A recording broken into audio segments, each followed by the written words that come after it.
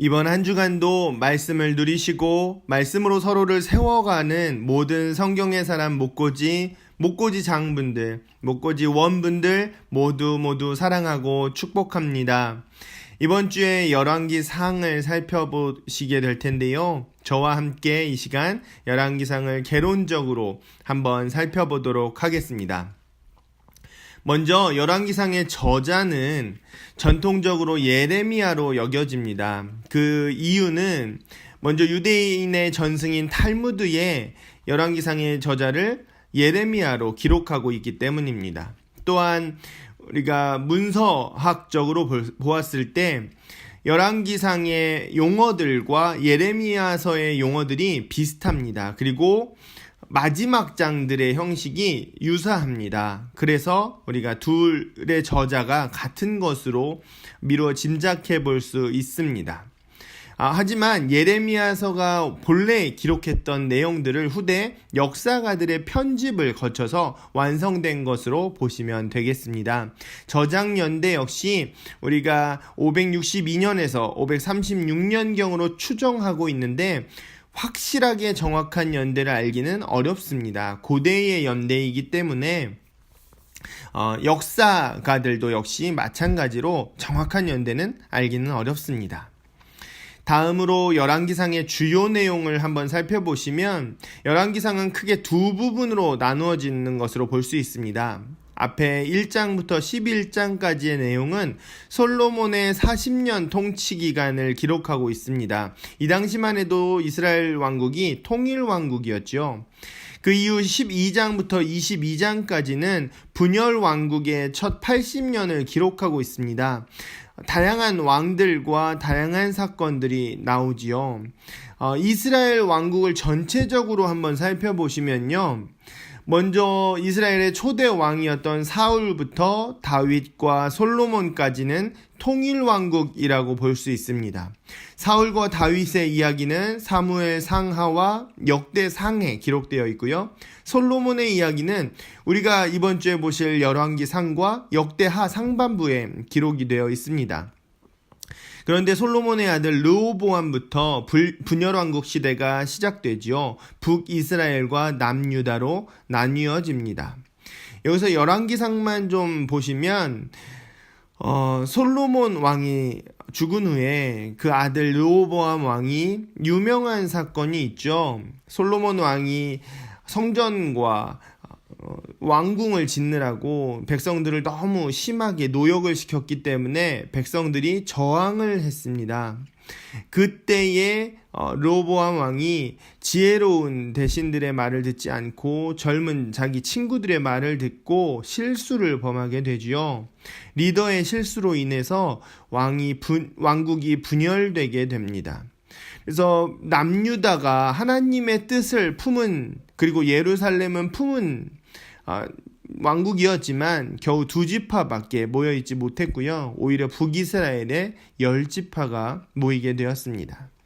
열왕기상을 조금 더 자세하게 살펴보시면 이렇게 파악할 수가 있습니다.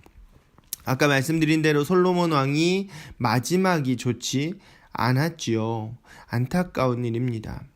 그리고 두 번째 12장부터의 주황색으로 된 부분을 보시면 주목하셔야 될 부분이 열왕기상 17장부터 등장하는 엘리야입니다. 열왕기상은 열왕들의 기록이라는 의미죠. 그런데 아주 중요하게 등장하는 인물이 바로 엘리야라는 선지자입니다. 아합이라는 아주 가장 사악하게 여겨지는 왕에 대항해서 하나님의 뜻을 나타내는 선지자로 등장하고 있습니다. 밑에 열왕기 속의 시간 흐름을 보시면 솔로몬의 죽음과 왕국의 분열을 여기 931년으로 보고 있습니다. 이게 전통적인 견해이고요. 최근에는 922년으로 보기도 합니다. 말씀드렸다시피 정확한 연대를 알기는 어렵습니다. 워낙 오래전의 일이니까요. 다양한 이야기들이 나오기 때문에, 다양한 왕들의 이야기가 나오기 때문에 읽으시다 보면 헷갈리실 수도 있습니다. 그런데 제가 추천드리는 것은 열왕기상의 이 많은 이야기들을 읽으면서 두 가지 질문을 염두에 두시고 그 질문들을 적용해 보시면서 읽으시기를 추천드립니다. 적용 포인트가 있는데요. 첫 번째 적용 포인트는 적용 질문은 이것입니다. 누가 이스라엘의 왕인가? 열왕기상이라는 것은 많은 왕들의 기록이라는 얘기입니다. 그런데 원래 사무엘상 8장 7절에 보면 원래 이스라엘의 왕은 누구시죠? 바로 하나님이십니다. 그런데 이스라엘 백성들이 세상 왕국들을 보고 하나님을 버려서 왕이 되지 못하게 했습니다. 그러자 진짜 왕이 사라지고 가짜 왕들이 출현하게 되는 것입니다. 물론 잠깐 훌륭한 왕들도 있었지만 이내 가짜 왕들이 출현합니다. 그래서 열왕들이 출현하게 되는 것이죠. 우리 인생도 마찬가지입니다. 우리 인생의 왕이 누구십니까? 하나님이십니다.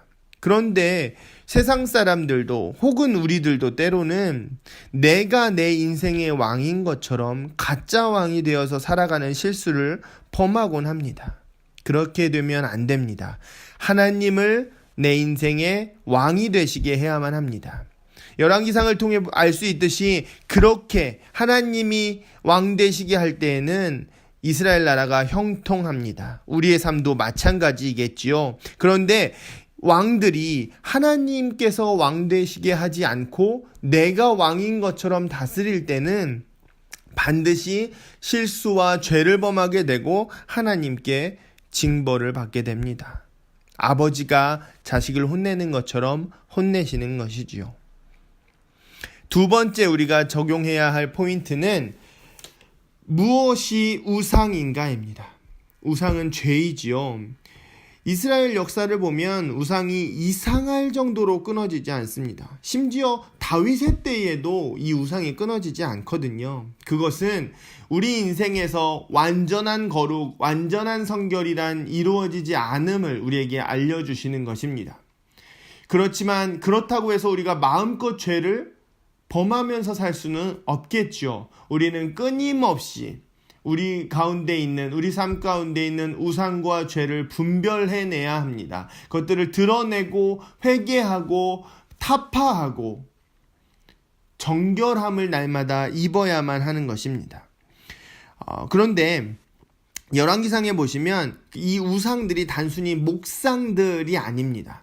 왕들이 의지했던 여러 가지 다양한 교묘한 우상들이 나옵니다. 때로는 이집트의 강한 나라일 때도 있고요. 때로는 자기가 가졌던 강한 군마들일 때도 있고요. 때로는 재물들일 때도 있고요. 때로는 자기의 지혜일 때도 있고요. 때로는 어떤 자기의 욕망들일 때도 있습니다. 열왕기상을 읽으시면서 이 왕이 지금 가지고 있는 죄, 그 우상, 교묘한 우상이 무엇인가를 분별해내시면 우리의 삶, 우리의 교회, 우리의 가정에도 역시 교묘하게 숨어있는 우상들을 찾아내실 수 있게 되실 것입니다. 우리가 열왕기상을 읽으면서 누려야 할 가장 큰 은혜가 있다면 이 왕들이 누렸던 교묘한 그 우상들을 우리 삶 가운데서 발견해내서 우리도 역시 그 우상들을 타파하고 정결한 삶을 추구하는 것일 것입니다. 이번 한 주간도 말씀을 통해서 하나님께서 주시는 그 정결함의 은혜를 누리시는 우리 모든 성경의 사람 목고지 되시기를 말씀이신 정결하신 우리 주 예수 그리스도의 이름으로 축복합니다. 감사합니다.